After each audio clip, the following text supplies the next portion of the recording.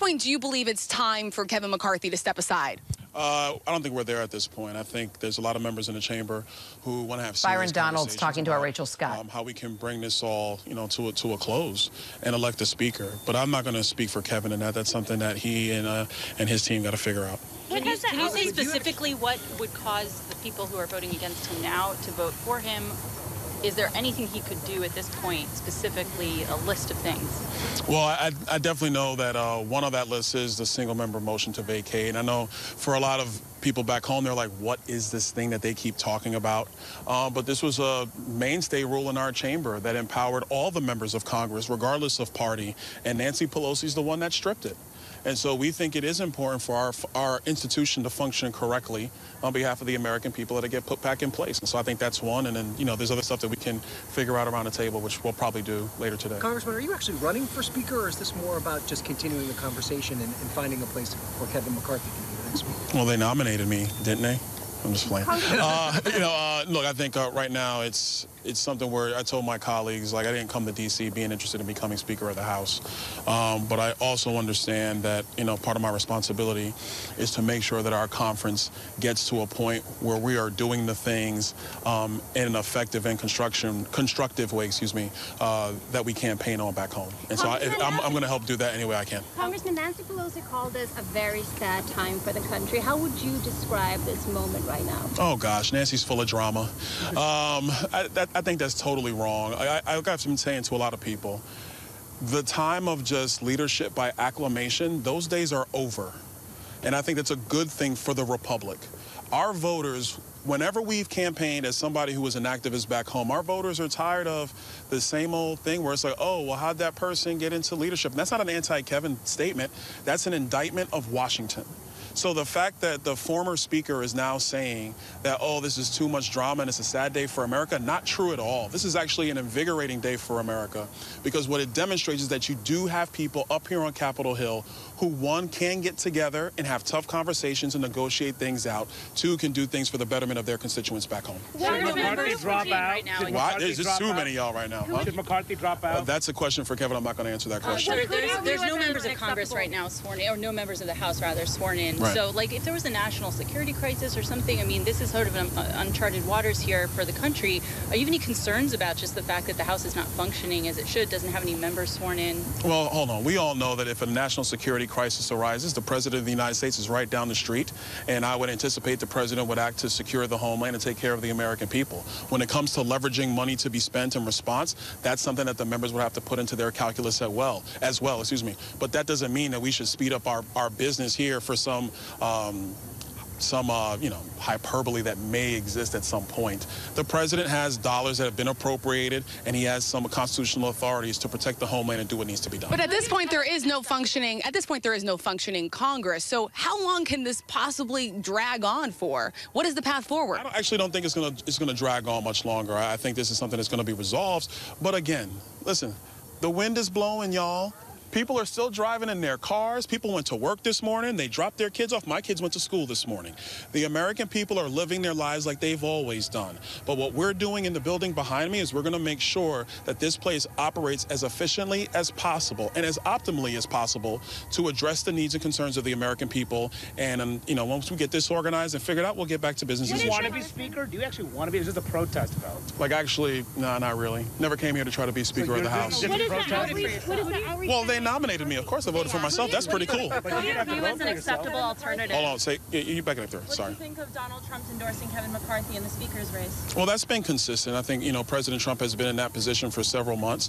Knowing President Trump, he done changed his mind. And so, I think that's all well and good. But the members are going to decide this process.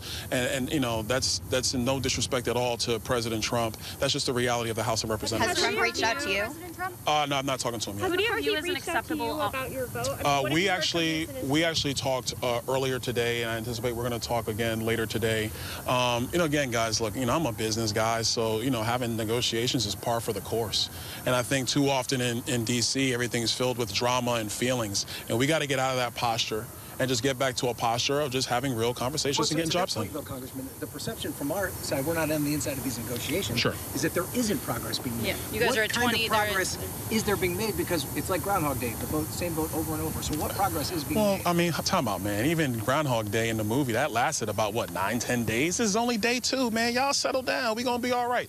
Look, there's going to be progress made. There's already been some discussions. I was having conversations on the floor right now with key members, and I think we're going to continue that the rest of today and see where we land. What is your ask for McCarthy? What are you negotiating to? Well, like I said earlier, the motion to vacate at 1 is one of the key ones. I think that just has to happen. And again, my viewpoint is that if Nancy Pelosi stripped the rule, that's actually a bad thing for America. So putting it back should be no big deal. Is that enough to get the yes? Are you a yes if he does that? So hold on. If not you, who do you want as Speaker at this point? Well, what I want as the Speaker of the House is going to actually be able to use every tool in this building to accomplish the will of the American people and have trust and definite belief that we're going to get that work done. Because, look, I leave my kids for too many days. I leave my wife for too many days to come up here and just walk back and forth from the Longworth building. Not interested in that anymore, so we're going to get active. Are you worried that this feeds into the Democratic narrative that Republicans are unserious about governing? Nah. Democrat narratives? Come on. How many of those have we seen in the last couple of years, and they never seem to pan out? I think that, look, obviously they're going to try to do their job to message, but the truth is this is day 2. Not day 100, not day 200. Everybody's going to be just fine. That's all politics. But if you've actually followed Democrat narratives, they always seem to be wrong. But how does motion to vacate and some of these changes help government function? Because it seems like in the past that hasn't really helped Congress pass bills it needs to and given the majority power. Well, I think that's the first part of it. It's about empowering members to do the job that they were elected to do, not continuing to put more power into the hands of the speakership. And I think that our conference, working together, all Republicans have gotten to a place where we've begun to open that up and get it to where it's much more member-driven and member-friendly.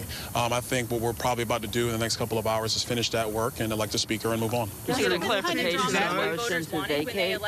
Hold on, the lady behind you. I've answered 2 of your questions. Give me a minute. I just wanted a clarification. In the rules package, it sets the number at 5 members. Yeah. You want it reduced to 1? Yeah. And is that enough? To the original yes. Is that enough? I think that'll work for some members, but, you know, again, you got to go in and negotiate that. So I don't want to negotiate between you guys. But there are other rule changes? Before they nominated you today? Say again? Did McCarthy's critics ask you before you were nominated today? Did Chip Roy speak to you or give you a heads up? Yeah, the members who were voting no, they did approach me. It's something I had to, really think through and process. Did that, talked with my wife and, agreed to it, and here we are. Are you worried about retribution after the fact? There was threats that folks that weren't going to vote for McCarthy would be kicked off committees. Now you've put yourself in a pretty public position opposing the person that could be the speaker. Are you worried about retribution? Man, I'm 6'2", 275. I'm not worried about that. Honestly. Guys, look, I am not a political guy per se, even though, I'm a politician now. The way I view these things is that we'll work through it and figure it out, but the real pressure, the real, danger, that's not happening in here. I mean, retribution, come on, man. I'm a city kid from New York. This is nothing. Was there any proactive outreach from McCarthy and his allies before you changed your vote, before you became the pick this morning? Nah, not really. Do you think there should have been? That's not a question for me. That's a question for them. McCarthy has already made some pretty significant concessions. So what needs to change about his approach? I mean, what does it say that he keeps failing over and over again? What needs to change? Well, look, I think this is something we're going to try to hammer out in a room today. And, my hope is that, the leadership that so many of our members believe in is going to come through today. And if that's what happens, then we're going to go ahead and elect a speaker and we'll move on. Are you meeting with McCarthy today? What do you mean? Yeah, I anticipate we're going to meet later today. I have a geeky question. Besides the motion to vacate, is there any other rules that you consider, a rule change that you consider that? Nah, I told you guys I'm not going to negotiate through the press. Come on now. Thank you, Congressman. Thank you. Hi, everyone. George Stephanopoulos here. Thanks for checking out the ABC News YouTube channel. If you'd like to get more videos, show highlights, and watch live event coverage, click on the right over here to subscribe to our channel. And don't forget to download the ABC News app for breaking news alerts. Thanks for watching.